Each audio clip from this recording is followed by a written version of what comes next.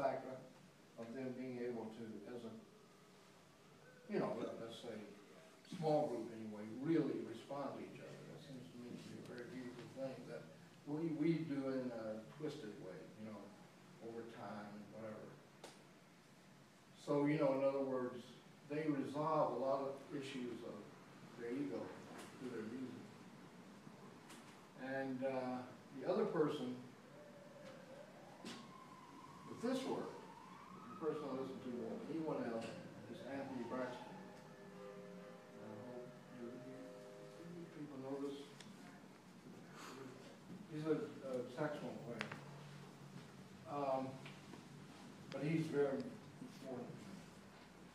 And his idea is that he came to music through jazz, and he works somehow another what one might call a jazz medium, but he looks at now at this point in our culture like the term jazz is somewhat almost racist or something. In other words, that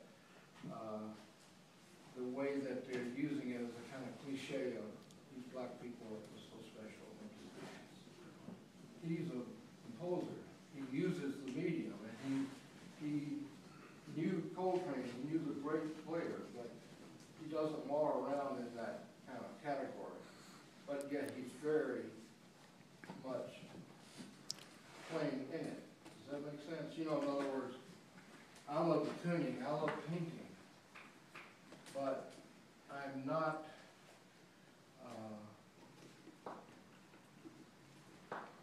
I'm wanting to find something different, and still be a painter. I want to do something different. Painting is not a big P for me. It's just painting. Sitting in front of this painting in the dark, now it reminds me of when we spoke how you like seeing them at different times of day and at night, like you need your work around you. Yeah, I like to live with my work when I'm working. I don't like to leave it. I like to wake up and see it. But I also remember how we spoke about Renke Palermo's the sequence of, day of times of day. That the sense of how the negotiations of color and experience of what you see, that they happen to you over and over again in a way that it's never fulfilled. And this work changes so much depending on. See, and that, in a sense, was so hard won in that earlier work. It didn't really change that much. You had to have curious to see a different. Just see, mainly see a kind of just a big dark shadow. You know what I mean? So it was hard to see that happen. So.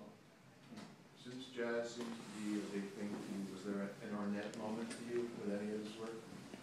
Well, I know Ornette to a degree. I coached his son. He was a student at Bank Street School of Children. I was teaching an art class there, and I decided we formed a basketball team, and I was the coach. And I was his coach, Leonardo.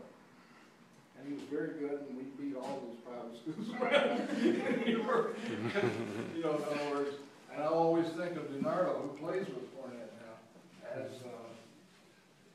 an athlete. Like he was just an amazing player. There was nobody in all this little chain of schools that could touch him. I don't know. He named plays drums. But Ornette,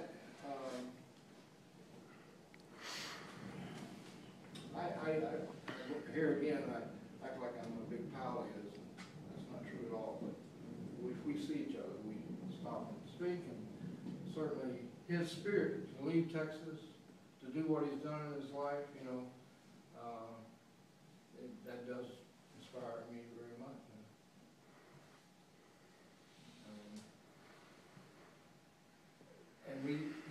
And the funny thing about him is, he's such a free spirit. In that school, we'd have a game, and the other team, the parents would come to the game. For some reason, the only parent to ever come to a game, and he came to every game, was Ornette. such a devoted father, it's unbelievable, you know? This guy who is the most adventurous, inspiring, risk-taking musician probably could ever be, he's the most fantastic father. And he would sit next to me at the game. I'll admit, we didn't watch the games that closely. We talked about music while they were out there playing, but we knew his son was going to win the game. So, but he's so, you know, he was very special to me in those days. You know, the idea that I would be sitting, it just was blowing my mind. You know, that I was sitting talking to Ornette about music, and I was 26 or something. It just, I couldn't believe it. You know, even when I say it now, it feels like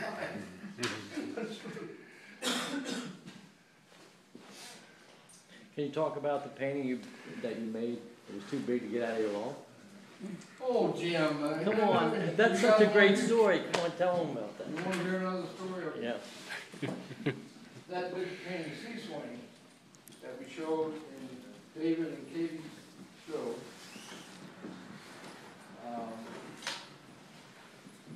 I finished it, and then I realized when I went to take down the steps, it wouldn't go. So, in my wall for Roman Bowery,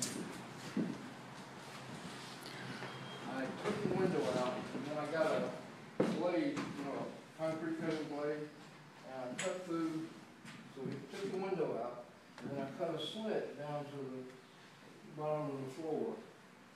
And it took like a week, maybe a week and a half. I had to cut through a granite seal. And, Such a great the thing is that the landlord lived, he had a business right across the street. And so I could only do it at night because he would hear the saw, you know. So then the day came when we slid the paintings out the slot. They went down one store to a roof and then over to the end of the block down off that side. Well, when we were walking off the side of the building over here, the guy that owned that building came running out and said, "You can't do this, you're going to knock my letters off, whatever." And we got into a big fight. He's like, "I'm calling the cops, you can't." And my landlord came. And he comes over and we're lowering the paintings off the side. And you can see from this point, the slot, you can see the damn thing is as clear as I'm standing right here. It'd be like, there's a window and then, and so he's over there, "What are you doing?" And so the guy said, "You're trying to lower these goddamn things off the side of this building, you can't do it." He's like, "That's my tenant." He said, "You live right over there." And he pointed right at the window. He said, "He lives right over there. He's an artist and he can do this." And they got in a big fight. He would look right at that slot. I had cut a slot in the building and he couldn't see it. And I'm like falling apart. I'm going to kill with 3 things. I'm just standing there, they're arguing. And he talked the guy into it. And he never saw it. So that night I went back. I put another piece of granite. Car's still over there.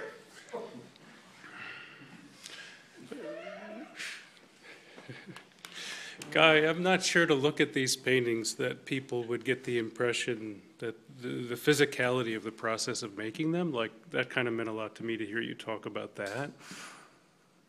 Yeah, well, I think one of the things that I have, I'm bragging, whatever. It's good for me to brag on it. One of the things about these is how violent they are in making them. And I love the fact that you don't feel that. It's absorbed into the piece. Yeah. And I'm not dreaming about that. I think that No, it's true. if you saw me doing this and what pushing these pieces in, and it's like, and the hammering and the stick, and it's frantic, you know, and I got a time frame. The paintings start to dry, like glue dries. Right. And I've got, so I'm like, just going crazy and cursing. But it's fun, you know, it's like I just go wild as hell, just and then, you know, in other words, then I step back when it's over and it seems so exciting. To me, that's my gift, whatever, you know what I mean, that I'm able to do that. I am kind of, what can I say, you know, I I was, you know, the world's a violent world, and I don't have, you know, every country, not just this one, lives in violence, but where I grew up was pretty rough. And the way that I can't be something else, but the way that I'm able to transform that, to me, is pretty good. Yeah. Took a long time. And the other thing I was thinking of is how much resin there is in the paintings. Like, they weigh more than they look. Like, Yeah. You know, in other words, every one of them has like probably 4 gallons of wood glue. I soak all the cardboard in these, you know, just put in plastic. They're so, I have a time when I know it's going to really start to deteriorate too much. So it gets really like chewing gum. So it's a kind of time frame thing, you know, so you gotta go when you start to go. And I don't want anybody else to, I don't want to teach anybody else to do this.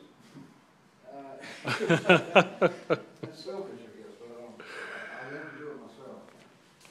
It seems, it makes so much sense to me. It's maybe, you know, I think it would be such a mistake to do that, to have reduction. I don't want to do that. Because ultimately, for the first time in my life, I can really say this overtly, that these can be seen as giving, as a gift, as something to nurture you, you know, a certain energy. So if I want to do it myself, I'm not being selfish.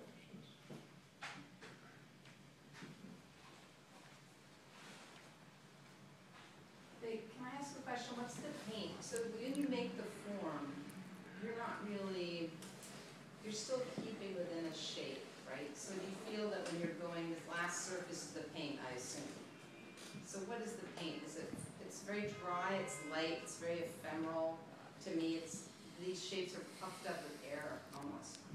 So this idea of not doing shiny paint, but a dry paint, gives it even more lightness.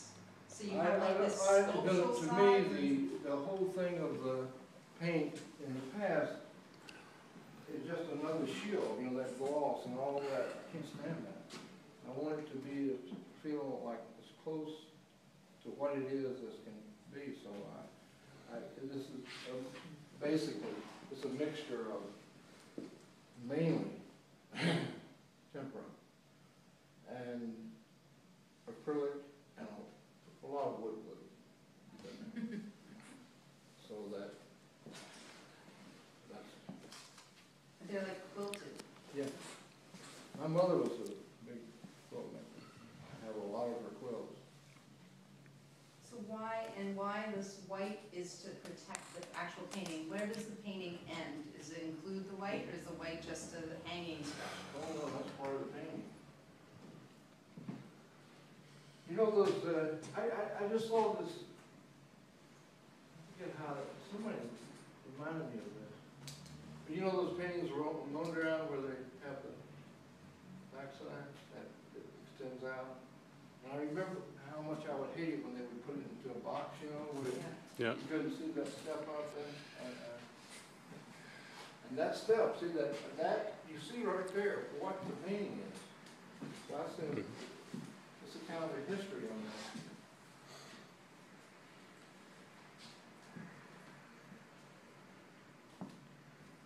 Daddy wants some water.